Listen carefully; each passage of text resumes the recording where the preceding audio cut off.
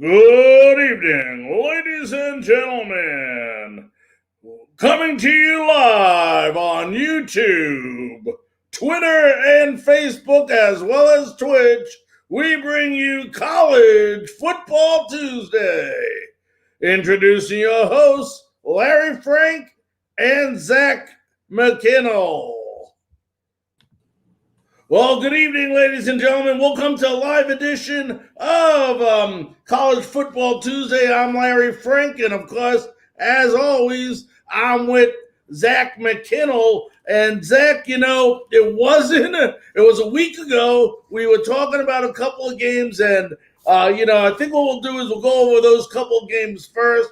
I know we're going to have Ryan Aber from the Oklahoman. He is the beat writer for the Oklahoma Sooners. What a great guy to have on tonight. Talk about one of the, arguably could be the best team in all of college football. As these games stop being played, we'll find out. But I want to go to the games over the weekend. And, we were talking about this Illinois-Nebraska game.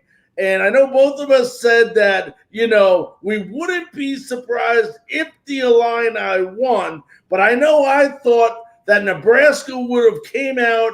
They were fighting for their coach, and they would come out and play a lot better than they did. But when you look at that game, and, one of the comments I made last week, and I know that you remember it, was that I said, in that conversation with Coach Scott, excuse me. I'll be okay. I get confused sometimes. But when we were talking about that, he didn't look excited about the upcoming game. And it just so happened when the players came out on the field, they didn't look like they had a lot of excitement either. We'll talk about that game. Talk about some takeaways and what you noticed from both sides of the ball. I mean, really and truly, like when you break down the game, like, we did a breakdown on our Blue Bloods channel. It really came down to Nebraska's mistakes. Illinois was able to turn those into points, while Illinois just didn't make many mistakes. And the ones they did, they were able to recover nicely. When you look into like how the score broke down, it started with Cam Taylor-Britt, who was supposed to be one of the leaders of this Nebraska team, losing track of where he was and running a punt back into the end zone, falling down, trying to throw it forward. And so it gave Illinois that 2-0 lead. And then you look a little bit further in the game, Cam Taylor-Britt, the same guy, gets the interception, and Caleb Tanner gets called for roughing the passer, and Illinois extended that drive. So instead of Nebraska getting the ball in Illinois territory, Illinois went down and tied the game at 9, ended up missing the extra point. And then you look at right before halftime, Adrian Martinez apparently forgot his stick-em at home, throws the ball just about backwards, loses control, and Illinois picks that up and goes into halftime up 16-9. It was the ability for Illinois to play disciplined, smart football, while the Cornhuskers just seemed to be a little bit reckless, out of focus, and they just made too many mistakes outside of what was needed to be done. And then also Nebraska not establishing the running game was a huge factor. And I want to give one guy a shout out, because when Brandon Peters went down and Arthur Satowski stepped into the game, a lot of people were questioning, I for one was like, oh man, this might be a blowout, because Satowski at his time at Rutgers had 8 touchdowns to 20 interceptions and threw 18 interceptions his freshman year. He lived up to the moment. He played big-time football when he was called on, when he never thought he would get a chance, completed over 80% of his passes, 124 yards, and 2 touchdowns. And he was the reason, with his 95 QBR, that this Illinois team pulled off their first back-to-back wins over Nebraska since 1923 and 24. Yeah, and first of all, I want to welcome El Jefe to the show. Big Buckeye fan, as Buckeyes play Minnesota this weekend, actually. But, when I look at that game, a couple of things that stood out to me. You hit one of them, Stikowski coming in, handling the adversity, Illinois of their leader going down. And not only did he come in, but he played very, very well. And he didn't make any mistakes. And as a quarterback, that's what you have to do. I believe he was 12 and 15, 124 yards, 2 touchdowns. But a couple of things that stuck out to me was this on the Nebraska side that wasn't good. First of all, they were 5 of 14 on third down conversions, not a formula to win in any type of game of football. But the other thing, when you look at, I think they ran 71 offensive plays. You got Adrian Martinez, 16 of 32, okay? Just forget the yardage. And then he ran 17 times. So basically it was Adrian Martinez versus the Illini because nobody else was there to help him out. Now, don't give a little credit where credit due. Martin had 6 receptions for 103 yards, but you cannot win a ball game if they're going to know all you have to do is key on Martinez. And, I was very disappointed in the way Nebraska came out. And, it does look like a team that is in disarray right now. It absolutely is. And Scott Frost came out with kind of a disturbing comment, I believe it was today or yesterday, in which he said how the Illini came out and ran their defense. They ran a different defensive scheme than they're used to. Scott Frost said they threw out the entire game plan because they weren't ready for it. What does that even mean? You're getting paid $6 million a year to be a college football coach, and you scheme for the wrong defense. You didn't have any film. You didn't know anything about the D coordinator. You don't know anything about the personnel. That tells me so much more about the coaching. And then also, you mentioned the run game. Gabe Ervin and Marquise Stepp are both very talented running backs for Nebraska, and both showed promise early in the game. But it seemed as if Scott Frost and this offensive staff lost focus on the run game and said Martinez is our playmaker, given, he rushed for 111 yards, but 75 of them came on one play, which he broke out of the pocket on a busted pass play and took it to the house. But the running backs combining for 54 yards on 19 carries is asinine. And when you look at the other side of the ball, Illinois was missing their starting running back.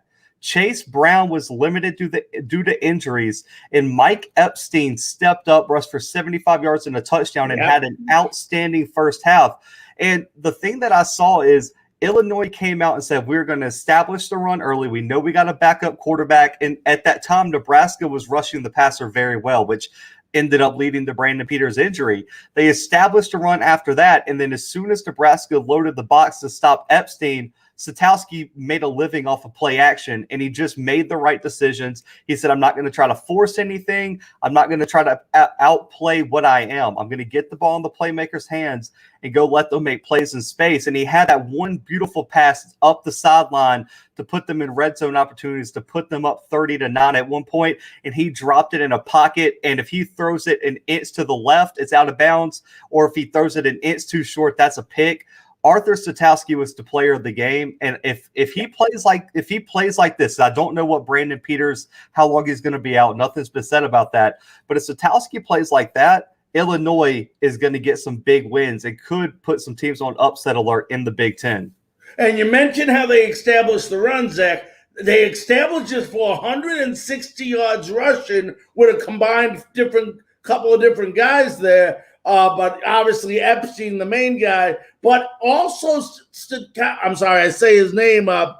Sikowski went ahead and he hit 7 different receivers. So when you don't pinpoint on one receiver and you utilize everybody on the field, it's a lot tougher for that defense to key in on someone, and that's what they did. Now, you talked about a running game, a team that did establish, and we'll get to it, the running game over the weekends as I get to our was the actual UCLA Bruins, who just whooped all over Hawaii, 44-10. I thought this may be a little bit closer of a game. I thought UCLA was the better team. We thought they would win. And when we talked on last Tuesday night, I mentioned and you mentioned the double duo of their running backs for them. We talked about Britton Brown, who could have been the main guy there, but I said, watch out for Zach Charbonnet. This guy is going to cut loose and he did, for 106 yards, 3 touchdowns in the game. Britton had touchdown, 13 rushes for 78 yards. So pretty much 200 yards rushing. And most of those were done in the first half of this game. I think Cordero played well. I think Robinson was talking about the Hawaii. I thought Robinson played real well. 10 and 20, 130 yards, 1 touchdown. But the big number that I saw that I really enjoyed and what really made this was 0 turnovers. And when you don't turn the ball over, you have a better chance of winning. But I thought a great job by UCLA. They came out, they did what they needed to do, and they pretty much had that game won from the beginning. Yeah, they did. And, I don't think a lot of people know this. That was the first non-conference win for UCLA under Chip Kelly. Yes. They were like 0-9 in non-conference games. They got beat by San Diego State. They got smacked by Cincinnati. Like, they could not win a non-conference game. And I'm going to be honest with you, Frank, this was the most complete game I've seen UCLA play under Chip Kelly. I know it's just Hawaii, but this Hawaii team had a top 50 defense last year. Like I mentioned on last week's show, this was a team that a lot of people that thought they were on the upswing, and UCLA disposed of them. And you mentioned the run game. Zach Charbonnet showed why he's going to be a feature back, and I like what Britton Brown did as well. The thing for me that shocked me is how good UCLA's defense played. Hawaii's offense was supposed to be the strength of this team. They're supposed to be able to go out there and score 30 points a game, and UCLA held Hawaii to 1.2 yards per rush and only 26 rushing yards. That UCLA defensive line was explosive. They rushed the passer well. I like some of the blitz dial-ups they had. Yes. They were blitzing cornerbacks and safeties, and they were being very creative on how they got pressure on Cordero. And for me, him being under pressure all day is one of the reasons why he had a 10.2 QBR. That is abysmal performance on that end. And for me, this was also a huge thing for Hawaii is the execution wasn't there, man. They looked very rusty in terms of tackling. Like that one touchdown Charbonnet had, he broke like 6 tackles on one play. He was bouncing off people like they were practice dummies, and they had poor gap protection. They didn't rush the passer very well. And then you also had dumb mistakes like when the punter took a low snap and just took a knee with it. And you set UCLA up inside the 25 for their first drive, and it's 7-0 in a blink of an eye. Hawaii the momentum got away from them early, and it just seemed like UCLA did a bunch of stuff they weren't prepared for. I was impressed with the defense. I was impressed with the run game. Dorian Thompson-Robinson didn't play terrible, but for me, I think he has to take his game to the next level next week in terms of accuracy and ball placement, because LSU isn't going to be Hawaii. And I don't know if Zach Charbonnet is going to be able to save you with 3 rushing touchdowns in the first half on that game. I want to see what Dorian Thompson-Robinson does when the game isn't 28-3 with 12 minutes left in the first quarter, because it got out of hand very fast for Hawaii. But for me, this was a statement win for UCLA. And for Chip Kelly, this put everyone on notice in the Pac-12. This isn't your 3-9 UCLA team that we've had for the past 3 years. We are for real here. And we have a run game. We have a defense. And UCLA is going to be scary in the Pac-12. And, once the game got away, Cordero had a pass. They were one-dimensional. He threw the ball 47 times, okay? He was sacked twice in that game, and he also threw 2 interceptions. That's what you're talking about when we first expected, wow, this could be a dominant Hawaii defense going up against, Dorian Thompson-Robinson, and it was the complete opposite spectrum of the game. It was UCLA's defense just forcing mistakes and then just capitalizing and going on to just an easy win. Ladies and gentlemen, we are about 5 minutes away from having Ryan Aber from the Oklahoman on with us. He's the beat writer of the Oklahoma Sooners. For those of you that are on Facebook, on Twitch, on YouTube, whatever you may be on, if you can do us a favor, share this to your timeline so that your other friends, a lot of people do watch this show on the replay. because we only put it live to certain networks. And for those of you that are joining in, I want to make sure we hit on this before Ryan gets on. But a lot of what Zach and I do on Tuesday nights is we review a couple of games from the key games. Like I'm sure next week we'll be talking about the Clemson-Georgia game. But, we key on a lot of these games, and then we go ahead and preview some upcoming games. As far as watching breakdown of game statistics and actual detailed information on a certain game, that's where Zach's Blue Bloods show comes in, where if you had never seen it, it's terrific, where they actually break down the game, talk about the game, talk about the misfortunes or the fortunes of what happened in that game. And why we got a second here, why don't you go ahead and tell them again how they can tune into that and where, if they missed anything, where they can go back and watch that. Yeah, guys, you can check out us on any podcast streaming platform, Apple Podcasts, Google, Spotify, audiobooks, Amazon. I mean, everywhere. We release audio versions, so it'll be our YouTube videos chopped up into one audio listening session. So they're about an hour long. Release those 2-3 times a week. But I beg y'all to go subscribe to YouTube because we drop 3 to 5 episodes a day, whether it's recaps, previews. Like today, we dropped 3 previews. We previewed App State, East Carolina, Ohio State, Minnesota, and I'm blanking on the third game, actually, now that I'm thinking about it. Wow. And let's see. And also Boise State, UCF. So we preview every level of college football. So if you have a team that might not be in prime time, we'll probably preview the game. We preview as many games as we can. Tomorrow, we're covering Virginia Tech, North Carolina, Louisiana Lafayette, Texas, and also Penn State, Wisconsin. So subscribe to our YouTube channel. It's just the Blue Blood. So we got a lot of game previews. There'll be 3, 4, maybe even 5 a day. So if you tune in, and then on the weekends, we also do some recaps, and we usually drop those on Saturday night, Sunday, and Monday. So we got content all day, every day, man. So if you're a college football fan, I promise you're not going to find the channel on YouTube that drops more than us.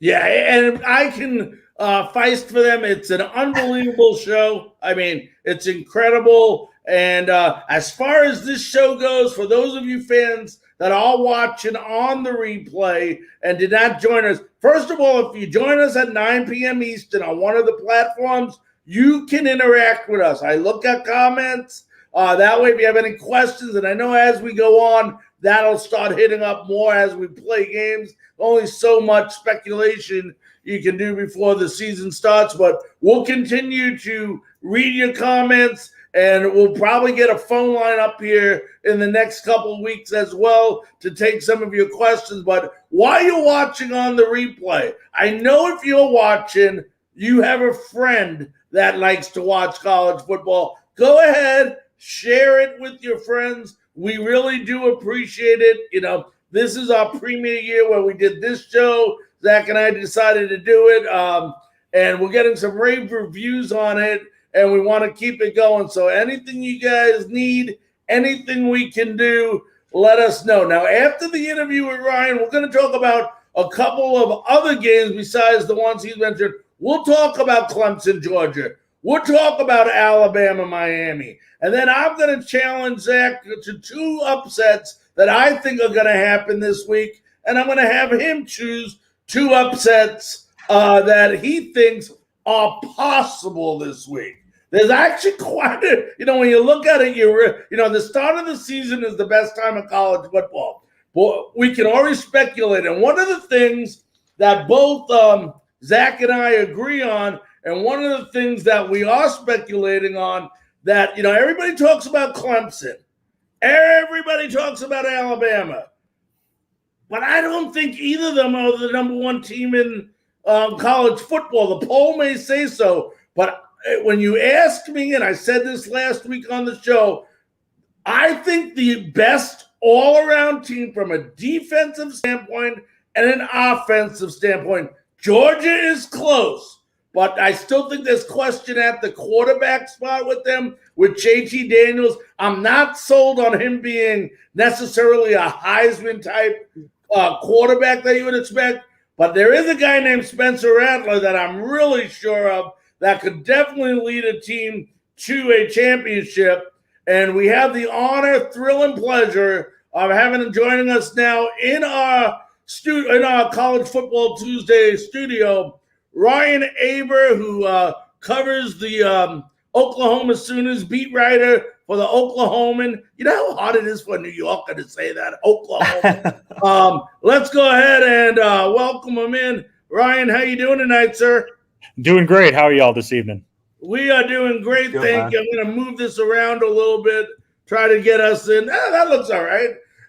Ryan, you're hearing all the speculation. You're hearing all the talk about how good, and, with good reason, about Oklahoma and how much they are expected to do well this year. How much extra pressure is on this team to perform because of them? I mean, they've been in the national attention before. This is nothing new to Oklahoma, but how do they handle it and stay even keeled so when they get on the field, they're not having any distractions?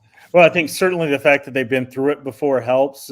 Clearly not to this level with the anticipation of not only Spencer Rattler in the offense, which they are used to, but also the defense that Alex Grinch has put together and what that means for their chances to potentially have success in a college football playoff that's been much different from the teams that they've had the last couple of years.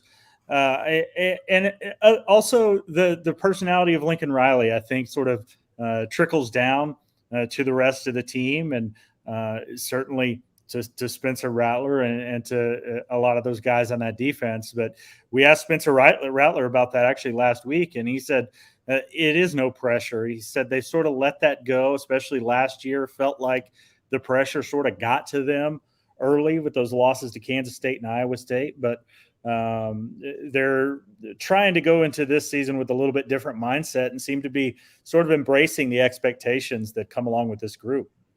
Now, Ryan, I was looking at this offense and I said, I think they lost a couple of guys. And then I looked at your receiving core down over there in Oklahoma. And unless something is wrong with me, tell me if I'm correct, but is this possibly the deepest receiving core in all of college football?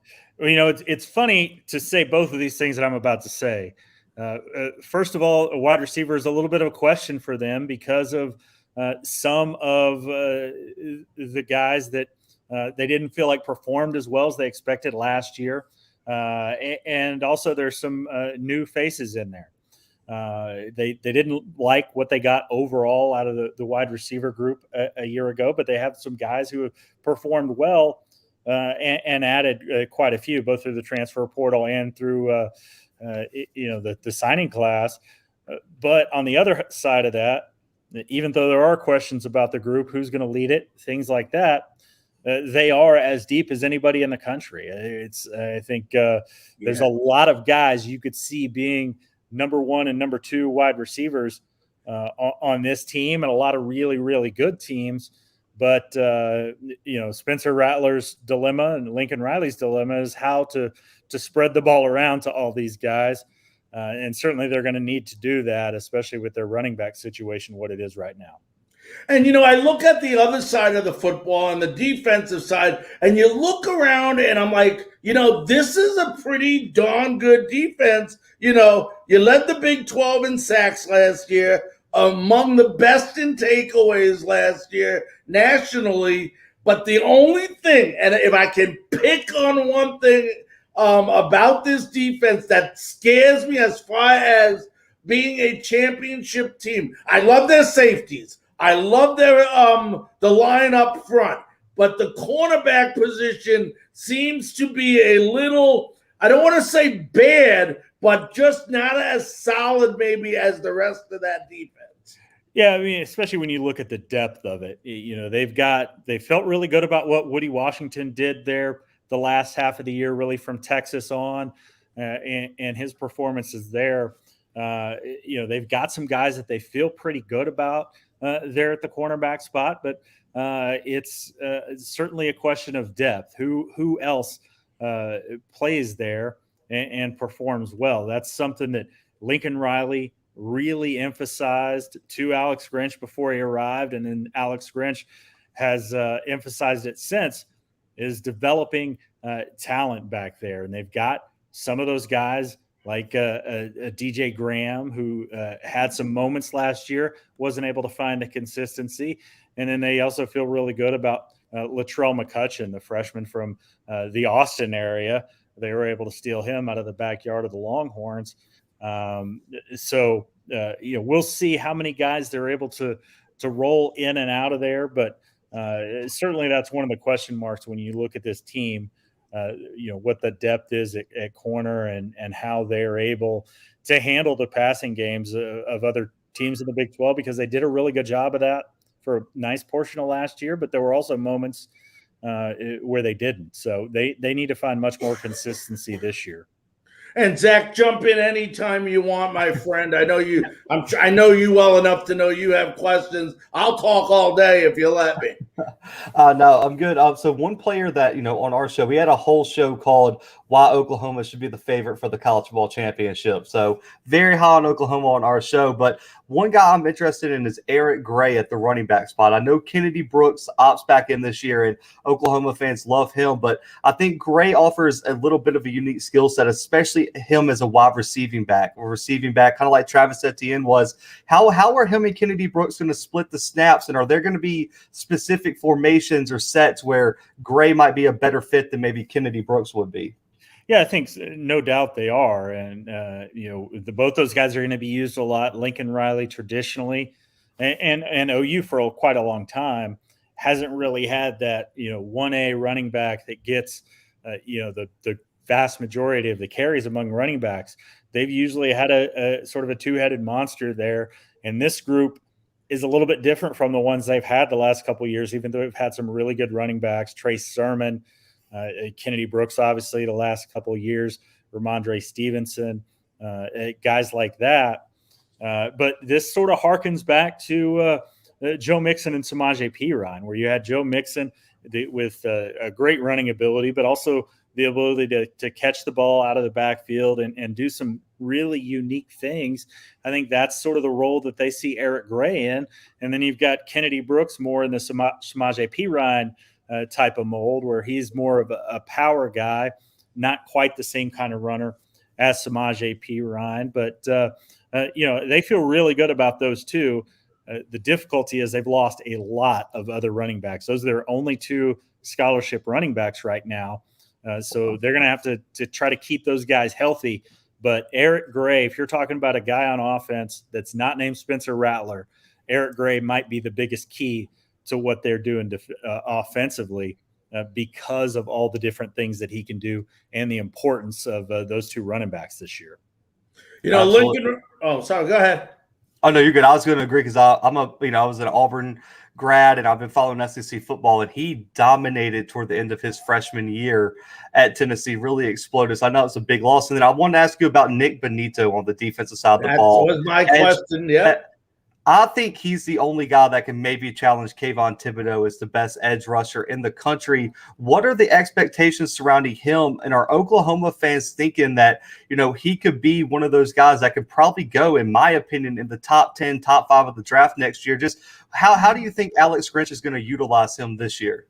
The answer is a lot. He's going to use Nick Benito a ton. And, they've got some other guys there. But Nick Benito, the jump that he made last year was just incredible. He was sort of just a guy on their defense before that. He's a guy that I think a lot of people, including Lincoln Riley, wondered if he would even stick around to make it to last season. And he was able to do that, break through, and become, one of the most dynamic edge rushers in the country. And certainly one of those guys that you pencil in, if you're making a preseason All-American team, he was a fairly easy selection. And it's been a long time since OU has had a guy like that. I mean, even though we've seen what Kenneth Murray has done and, being a high draft pick, things like that, but really seems to be the most dynamic defensive player that OU has had probably since Gerald McCoy. So that's been quite a while ago, but they're going to use him rushing from all kinds of different angles. That rush linebacker spot is such a key to what Alex Grinch does defensively, especially up front. And they expect him to be their best defensive player and one of the top handful best defensive players, period, in the country for sure. Now, you mentioned earlier, Zach mentioned Eric Gray, and I just want to make sure, is this the same Eric Gray that played at Tennessee that we're talking about? I've got to watch Eric play quite a lot. My wife is a huge Tennessee fan, and we went to a game, and I'll tell you what, and this was about 2 years ago, I believe it was, and they were playing Vanderbilt, and I'll tell you what, I was so impressed with this guy. If he's anything, Ryan, like he was the guy that I saw play that day, this guy is amazing out of that backfield. Just amazing. He's one of the probably 2 or 3 guys that we've heard the most about in preseason camp as we've talked to Lincoln Riley, as we've talked to OU assistant coaches, and as we've talked to players. When they point out somebody else that's having a really strong camp, Eric Gray is very quick. And, if your wife's a big Volunteer fan, I don't know if she's going to be hate or love watching the Sooners this year because they went and got 3 players from Tennessee, and they think that all 3 of them are going to be big contributors. Key Lawrence in the secondary, and then Wanya Morris on the offensive line. So they certainly rated the Volunteers a little bit over this offseason. And then, all of a sudden, Tennessee hires an OU alum as their head coach. It'll be interesting to see how Josh Heupel does out there. But certainly a lot of Tennessee flavor for the Sooners this season. You mentioned something, the transfer portal. What is your honest opinion on the transfer portal, and do you like it for college football? Yeah, I think it's overall good that it exists because I think it facilitates guys in their movements and sort of makes it a little bit more above board than it was in the past with the way that it's put together, no doubt. And also the sort of freedom of movement for athletes because, you see coaches move around all the time. I'm glad it's sort of moving in the right direction as far as, giving players some of those same freedoms, although certainly it's changed the game in a massive way. I mean, heck, you just look at OU's roster. They've got transfers all up and down there with the 3 Tennessee guys, with Mike Woods from Arkansas, who left after their spring game. Michael Turk, the punter from Arizona State, who left just recently, just started practicing with OU after spring camp had begun. So Micah Bowens, the quarterback from Penn State, who's their number 4 guy right now, and Robert Conjal, who might wind up starting at center for OU from Arizona. So the transfer portal certainly helped some teams. I think it does 2 things. It helps the teams at the top because they're sort of able to restock with guys who maybe have grown beyond the school that they're at. And then I also think it helps the guys that go to one of those big time schools and don't find playing time to be able to, instead of, sitting second or third string at Alabama or OU or Clemson or Ohio State, to be able to find some place that they can play. So it's a delicate balance there. But I think overall it's been a good thing just for the direction that things are going in college sports. Do you think it takes the ability of the coach to be able to discipline the players out of the game? Maybe a little bit, but I also think generally in most cases, these coaches are talking to each other. So, if someone's a problem and, needs to be set down, I think certainly maybe you lose that player, but you're not going to lose them to sort of the elite because they're not going to want to mess with that. So I think you've seen some of that in various places around the country. So, I think maybe a little bit, and it's a tough thing because, things like that and just the college football model, the college athletics model that's changing so much with NIL, with everything else that's gone on. I think it's in some ways I'm sad to see that go, but you can also see why these things sort of need to move in that direction. Lincoln Riley, 45-8 since coming over. Talk about, I mean, obviously it's been positive, but talk about the effect this man has had on this program and what he means to Oklahoma football. Well, it's just been incredible. One, I don't think that if Lincoln Riley hadn't been brought aboard after Josh Heupel was fired, that Bob Stoops wouldn't still be coaching them, because the reason that he stepped down at the time, besides the personal stuff that led him to consider it, was the fact that he felt really good about leaving the program in the hands of Lincoln Riley. And I just don't think he had that kind of guy. But what Lincoln Riley has done is put this program into overdrive, not only maintained the level of consistency that Bob Stoops did, which I think got a little bit overlooked, especially in Norman there at the end, the way that he was able to, have this team right at the top of the Big 12 virtually every year. But Lincoln Riley modernized some things, certainly was able to really bring their offense forward in a big way, and give them an identity as a program that I think it started slipping away a little bit. Is this a great offensive team? Is this a great running team, passing team, defensive team, whatever? It's pretty clear what OU is under Lincoln Riley, and that shows with everything that they've done and recruiting here moving forward. I mean, you look at the 2023 class that they've already put together. It's just sort of mind-blowing at this point. Mm-hmm.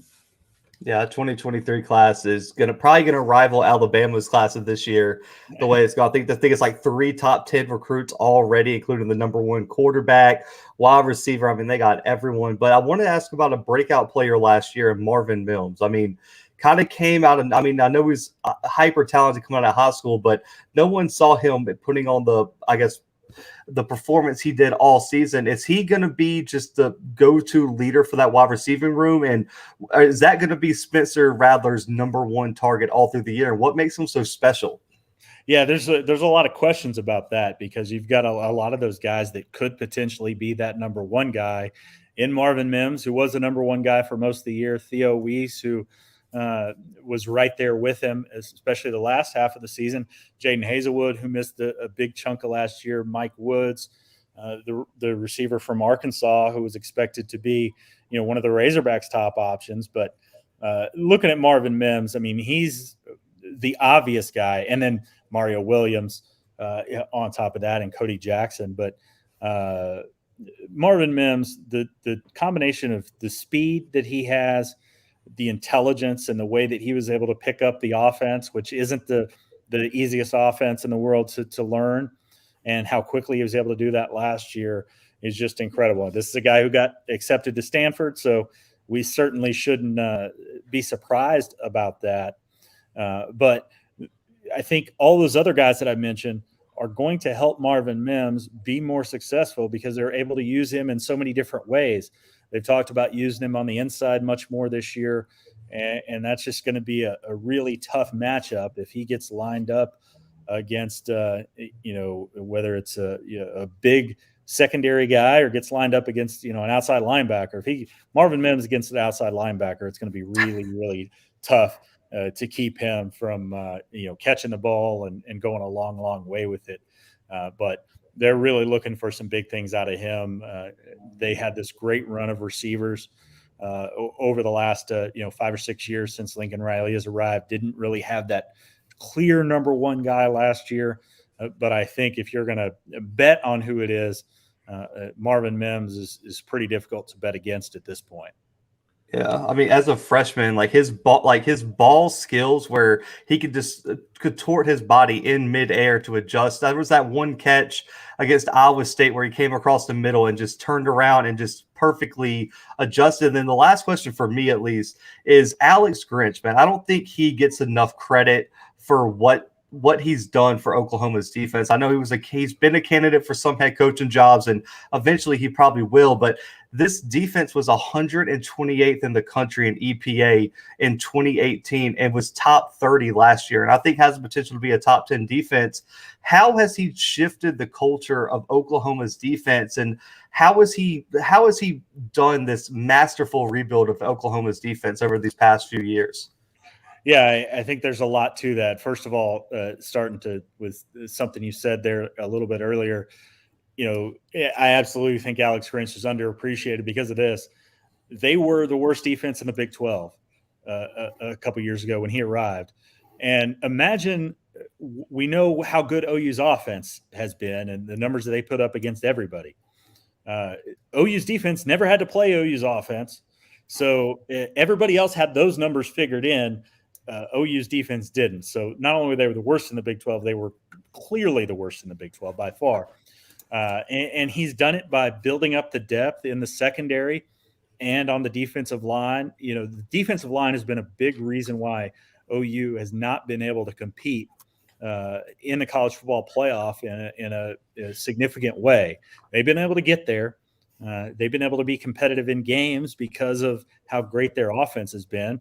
You look at the Rose Bowl against Georgia a few years ago, things like that. But the defensive line, I think, has been a big roadblock to them being able to be successful there. He was able to take the group that he already had when he arrived with Mike Stoops, change it to a one-gap set that really frees up those defensive linemen to go make plays, and they've made them. He found a good spot for Isaiah Thomas, which it turns out is just about everywhere on the defensive line after we watched him bounce around last year, both before and after Ronnie Perkins came back from suspension, and Nick Benito, another guy who was there when he arrived. But they didn't have any depth at all to rotate in and out up front on defense and in the secondary. And it really, really hurt them because even if they had guys who would make plays, they would just be completely gassed at the end of the games, and you'd see these massive yardage numbers go up against them. That was something he focused on initially. And also in the secondary recruiting, speed. They said they cannot take that out of the equation. Speed has to be there for them to go for a defensive back. And the other thing is size. They've gotten a whole lot bigger back there. They had a lot of 5'9", 5'10", 5'11" guys, and not a whole lot of guys that were 6 foot, 6'1". They've started to get a little bit more size there in spots where it makes sense. So he's done just about everything, completely overhauled the culture there, focusing on turnovers and things. And it's just a completely different feeling when you talk to OU defensive players now versus OU defensive players a few years ago. Ryan, we got time for one more question. And, a big game coming up this weekend that actually already affects Oklahoma. We know Oklahoma is playing Tulane. They're favored to win big. But we got Georgia and Clemson right here in Charlotte, North Carolina. How do you see this game faring as far as Georgia and Clemson? Two teams right away. One's ranked number I believe 3 and 5, if I'm correct. If you want to call the AP poll, how do you see that game faring? Yeah, I think that's going to be certainly an interesting one, and one that OU folks are going to want to watch a lot, just because, like you mentioned, the ramifications for OU down the road when you look at both these teams and the impact of this kind of game. We got a chance to see Clemson's quarterback a little bit last year. Really liked what I saw out of him. That offense is clearly going to be, among the tops around.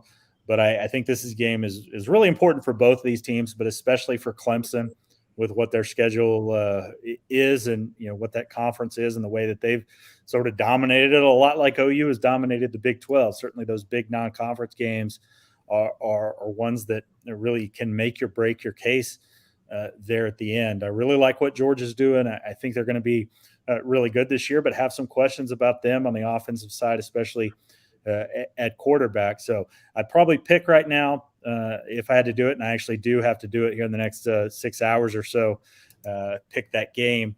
And I think I'd go with Clemson in a close one, just because I trust what they've got on offense and at quarterback just a little bit more. All right, my friend. Well, listen, I know on behalf of myself, and I know I speak for Zach as well, want to thank you very much for coming on our College Football Tuesday show. Yeah, absolutely. Thank you all for having me on. Y'all have a great one and enjoy the season. You too, All man. right, you too, my friend. Be safe. Thank you. Y'all too. All right, guys. That was Ryan Aber from the Oklahoman. And I'm just looking at some of Zach's good friends that are leaving messages up here. But we'll look at those later. Okay, making sure nothing. All right. Zach, we're going to go into this weekend's games. I know you're excited about that. And let me see if I can get back to there we go. And the first game, going to list a couple games. Love to get your breakdown. We'll go back and forth a little bit on some of these games. And then, like I said, I want to go after a couple of what you think might be upsets. But, one of the big games this week, and you and I did hit on this a little bit last week, is number 1 Alabama is playing number 14 Miami. And, when people ask me, I'll tell you straight up front, I don't think Miami has a chance. First of all, I'm not a Derek King fan. We talked about that last week on the show. But, I know Miami is returning 19 starters from last year, and you would think a team that's going to return 19 starters, that's a pretty good thing for a team from a continuity standpoint. But the one thing that really worries me is, first of all, Miami only beat 2 teams last year that had a winning record. One was NC State, who I believe was 8-3, and then one was Pittsburgh, that was 6-5 last year. So they didn't really show me that they were a dominant team. But the other thing I noticed, and I don't know if it stands out to you, is when you look at both sides of the football, and especially the defensive side for Miami, I don't know if it's me or they're just not big in size. They're quick. They're good athletes. Don't get me wrong. I'm not taking nothing away from these kids, but they're not big like these other solid, big guy top defenses that you see. I feel like the interior of their defensive line is fine. I mean, they got Nesta J. Severa, who was one of the best interior D linemen in the country. It's just, are they going to be able to replace the edge rushers they lost? Losing Rousseau, losing I'm blanking on the transfer's name from Temple. Quincy Roche. You also lost Jaylene Phillips on the edge as well. I don't know if they're going to have a true pass rusher, but the interior of the line should be fine. They also have Jared Harrison Hunt on the inside of that D-line. So I think the interior of the D-line will be fine. I just have questions about the edge. They also got Gilbert Frierson, I believe is how you say it, at linebacker. But for me, I think the secondary is the bigger issue because the secondary for Miami is athletic. It's just they don't have many proven people. I think landing Tyreek Stevenson out of Georgia is a big help, but their secondary was ranked one of the bottom 3 in the ACC. And when you're going up against an offense like in Alabama, you have to go out there and put on, and you're going to have to find a way to cover John Mechie, Billingsley at tight end. You're going to have to figure out how to cover Aggie Hall. They got some dogs at wide receiver, even though Alabama lost that many. And then also their offensive line is supposed to be the best offensive line we've seen at Miami in a long time because they've been young for so long, but now they've finally grown up. Look at Navon Donaldson, Jared Williams, Zion Nelson. All those guys are still on the offensive line. But the problem is they were inconsistent against top talent. When they went up against the North Carolinas and the Clemsons, they got exposed. And this Alabama defense is going to find a way to brutalize that if they're not ready to play. And so for me, the biggest matchup to watch is Miami's offensive line versus the front 7 of Alabama. All right, we're going to switch gears here, and let's go to the game we've been talking about, Clemson versus Georgia. And when you look at these teams, obviously they're closely matched. One's rated 3, one's rated 5. But I think this game, and a lot of the games do, but I think more so than anything, this game is going to come down to the quarterbacks. DJU and JT Daniels, first of all, who makes the least mistakes? But at the end of the day, I'm not going to look at you, and I said this earlier when Ryan was on, I'm not so earlier when we were talking that I'm not sold on JT Daniels. This is a game JT Daniels has to come out and prove to people that he can win these big games versus a team like Clemson. You see, I'll kind of go up against you on that one. I think JT Daniels is probably the best quarterback Georgia's had since Stafford, in my opinion. I think he's the best playmaker they've had since Stafford. When you look at what happened last year, he didn't even get to play until 4 games left in the season because of his ACL injury from USC. And in those games, Georgia went 4-0, and he threw 10 touchdowns, totally 2 interceptions. The experience is there. The playmakers are there. And DJU, I think, will be just fine as well. Returning Justin, getting Justin Ross back was the biggest thing for me for Clemson. It's because I was wondering who was kind of going to be that go-to wide receiver. You also got Joe Ngata at the wide receiver spot too. But for me, I think the biggest difference is who's not going to play for Georgia. Eric Gilbert is off dealing with mental health issues, so he's out. George Pickens tore his ACL in spring practice. He's out. Their top defensive back, Tyke Smith, who was a transfer from West Virginia, is doubtful for the game. And then on top of that, Darnell Washington, the number one other receiving threat, is out. So they're missing their top 3 receivers or tight ends, and then they're missing their best defensive player. When you're going up against a team like Clemson, that is major, major losses. And so what it's going to come down to is who's going to step up on offense for the Bulldogs. Is Dominique Blaylock or Karis Jackson going to live up to the hype finally? And also, can the running game replicate what it's done in the past? If Georgia, with Kendall Milton and those boys, can they establish a running game this weekend to help out Daniels, who's going to be down multiple playmakers on the outside? That's the matchup I'm watching. But I think JT Daniels and DJU are probably the players I'm least worried about going into this matchup. Yeah, and when you talk about Daniels, I didn't bring up Stafford. He reminds me of a Jake Fromm. Oh, I think he's way better than Jake Fromm. I haven't seen it yet, and we're going to find out. For sure. One game does not make a player. That. But, and that's okay. Well, we agree to disagree about a couple of things. And, there's certain guys, like I love Spencer Rattler, but there's, this is just one guy I'm not sold on. And he can change my mind real quickly. I don't know. And, he has an unbelievable, when they're healthy, offensive line. So that is a key thing. But, it's hard to say because Clemson lost a lot of players to the draft, and there's a lot of people on Georgia who aren't. So this is an early game, early in the season, and it starts off the year, and, they play these games at the game number 1. I don't know why, but it should be a good game. But, I love to see Georgia win this one. It would be nice. And, I mean, the biggest thing for Clemson is Georgia has to hope that they don't find an odds-on replacement for Travis Etienne.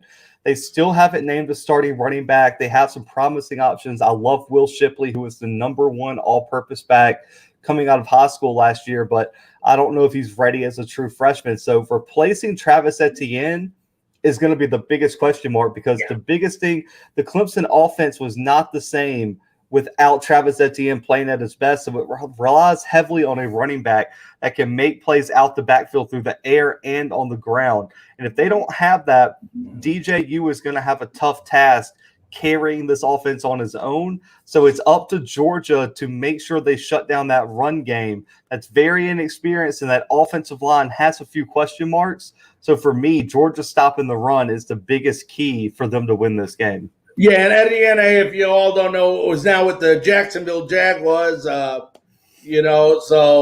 we wish him the best of luck in his rookie season. All right, we're going to move to a couple more games here. One that really intrigued me, Indiana and Iowa. And, don't get me wrong, Tom Allen has done a great job there at, Indiana. But this is also, I believe, an Indiana team that gave up an average of 240 yards passing last year per game. And I don't know. I don't know if Indiana was just a one-year wonder that did well, and now they're going to fall back to their normal self. But I don't think this is going to be as close of a game as people are saying. I think Iowa wins this one. Man, I'm leaning toward Indiana on this one. Michael Penix is back from injury. He steps back in, the same guy who threw for 505 touchdowns on Ohio State's head last year in Columbus. They also landed a 5-star running back transfer out of USC to help their running game.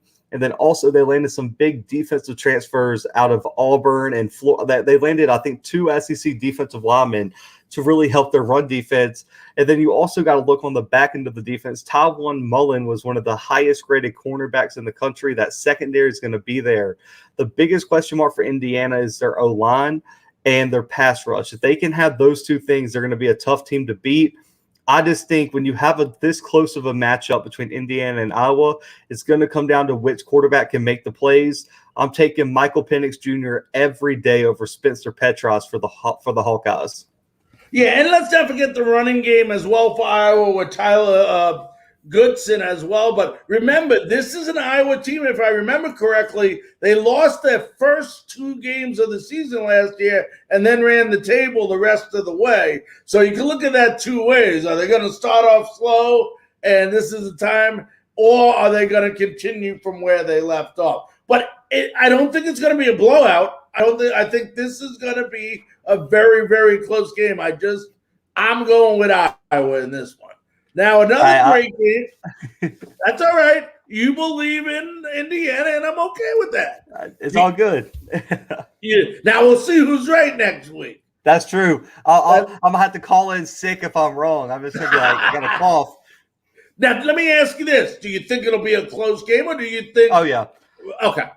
Yeah, I can't see that game being double digits unless it's like 10 points and someone got like a late field goal or something like that. I would be shocked if it was over 7. I could see like a 3, 4, 5-point win for someone. And another game that a lot of people say should be a close game is number 12 Wisconsin versus Penn State, and this is a tough one. I mean, I like Wisconsin. I like what I see in Wisconsin. I like, what is it? Is it Grant? I believe is Graham Mertz. Graham Mertz. I could never get that. Graham Mertz. I like him. I've always liked him. And then, but I think the thing here, and we know how great Mertz is once again, and this is in every game we talk about, Wisconsin cannot beat themselves. They cannot turn the ball over versus a team like Penn State and expect to come out on the winning edge. I agree. Graham Mertz has to play better. His first 2 games last year against Illinois and Michigan, he was lights out, and Wisconsin dominated. And then once he got into some of the tougher defensive matchups, he started throwing interceptions. He started being inaccurate. And it really depends on which type of Graham Mertz we're going to get. But on the flip side, what type of Sean Clifford for Penn State are we going to get? Because Sean Clifford can do the exact same thing where he's inconsistent and inaccurate, and we really don't know what we're going to get. For me, it's going to come down to who can establish the run game. Is it going to be Noah Cain at Penn State, or is it going to be Jalen Berger at Wisconsin? For me, I think Wisconsin right now has the better offensive line, and they have the better front 7. In my opinion, I think right now I would favor Wisconsin slightly over Penn State, because this is the same Penn State team who started 0-5 last year, had a lot of questions early, and then toward the end of their schedule they pulled off some wins, but I guess the toughness of their schedule can be questioned a little bit. For me, I just think Wisconsin right now from top to bottom is a slightly better team. All right, now I told you there was 2 games that I want to ask you about tonight, okay? And let me see if I can get this one. All right. The first one this weekend, UCLA versus LSU. We know how great that running game was. It was against Hawaii. Nothing against Hawaii, but LSU is a different beast, as you know, than Hawaii. I think UCLA, if LSU cannot stop the running game of UCLA, it could be a very interesting matchup. I don't think they can win it with Robinson alone at UCLA. LSU supposed to be a much, much better team than they were last year.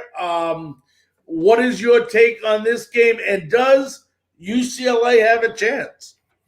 I think they definitely have a chance. Do I think they pull it off? It's probably a little bit of a different answer there, because what I think is going to happen is they probably can establish it early. But the problem's going to be is once LSU dedicates themselves to stopping the run, can Dorian Thompson-Robinson make plays against one of the best secondaries they're going to see?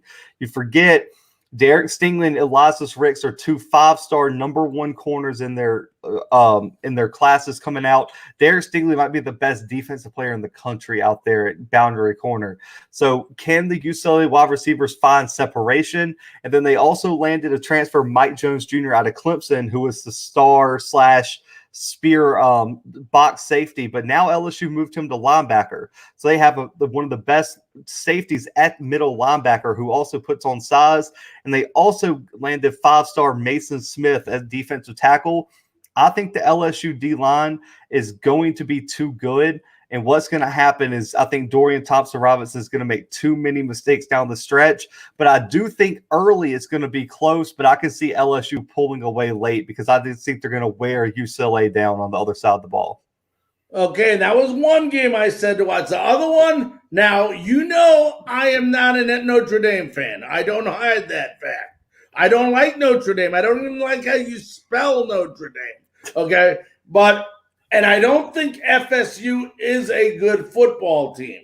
But I told you last week, I think Notre Dame, when you look at the top 25 and you got to pick, and there might be more than one team, but if you got to pick that one team to identify that you say may really struggle to stay in the top 25 this year, I picked Notre Dame. I just don't think they are good. I think they got the name recognition. Yes, they got the NBC contract, but I don't know if FSU is necessarily the team. But I think FSU has a way of losing to teams they should destroy and playing tough against teams that they should be destroyed by.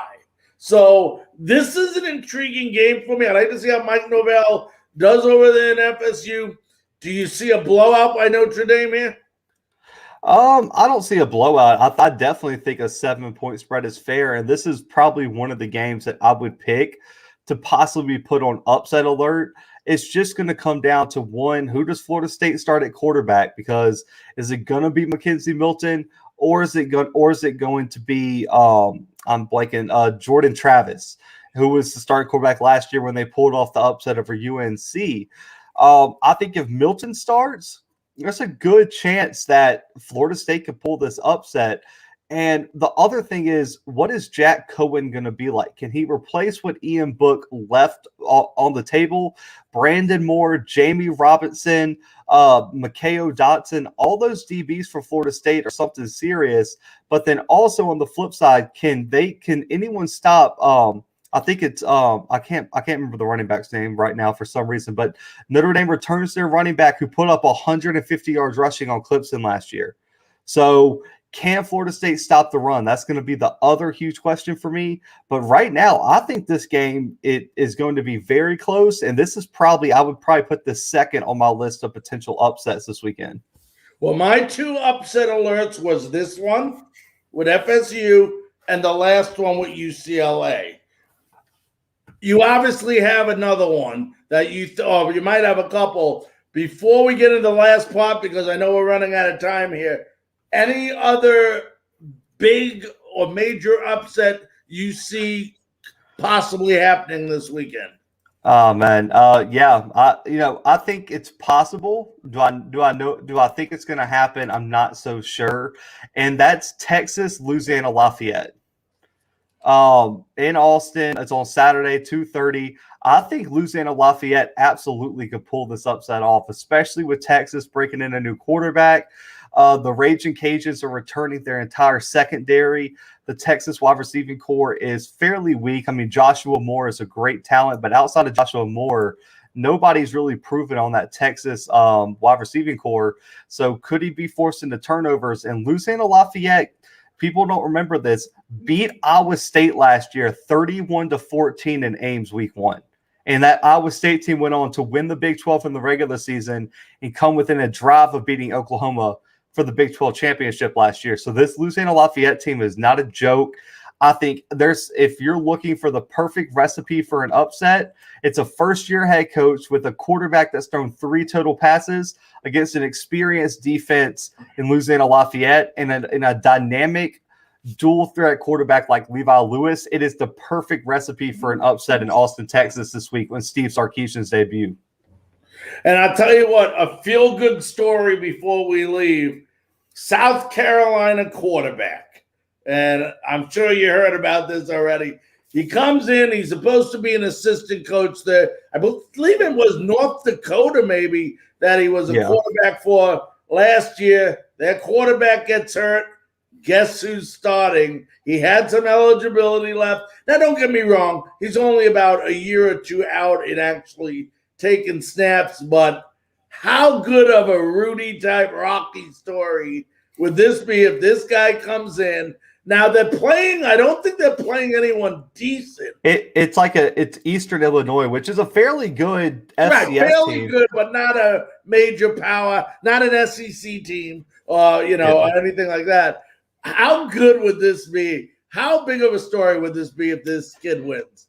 If he wins, it'll be huge, but also it could turn into a nightmare real quick if they lose this game. Because I also don't know how long Luke Doherty's out, who was supposed to be the quarterback. Week 3, they got Georgia coming into town.